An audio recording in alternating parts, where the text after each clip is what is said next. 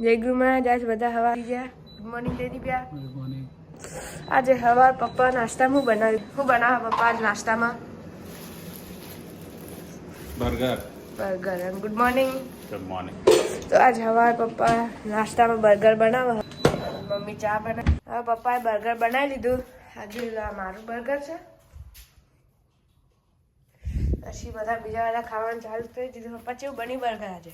બહુ સરસ બની. જોઈ લો જયદીપ, તમને કેવું લાગ્યું બર્ગર? જયદીપ ને મસ્ત લાગ્યું.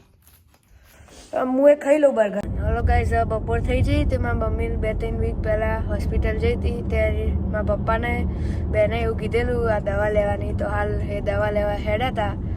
આ જોઈ લો હાલ ગાડી પપ્પા ચલાવી રહ્યા. તો એ કન જઈને બતાવું કેમિસ્ટ જેવું હોય. અમે હવે આવી જઈએ લોકો. આ અમારા કેમિસ્ટમાં આવી જઈએ. આ બહુ જ મોટું કેમિસ્ટ હોય. હવે કન બધી જ દવાઓ મળી. આ જોઈ લો ઓયકન બધી દવા. ઓયકન છે ને બધી જ દવા મળી જાય. જે કોમની હોય એ બધી જ દવા મળી જાય.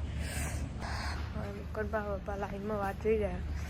રચ્યું હતી ડૉક્ટરે કીધું થોડીક પાવર. ડૉક્ટરે થોડીક વધારે હાઈ દવા આલી છે. એટલે એવું નહીં હાઈ પણ થોડીક વધારે એવી દવા છે કે ડૉક્ટરના નોટ જ જોવો.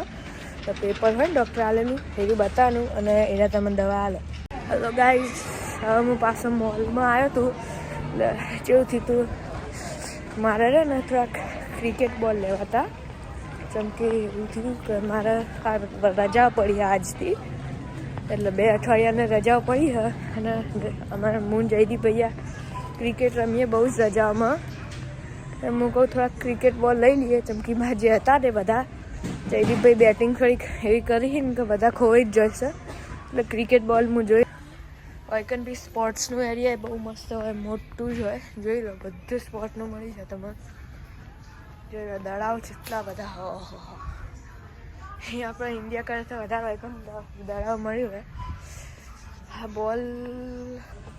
આ બોલ એ છે.